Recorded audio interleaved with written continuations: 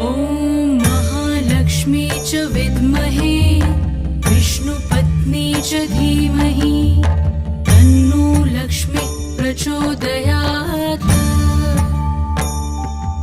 ॐ महालक्ष्मी च विद्महे विष्णुपत्नी च धीमहि तन्नो लक्ष्मी प्रचोदयात्।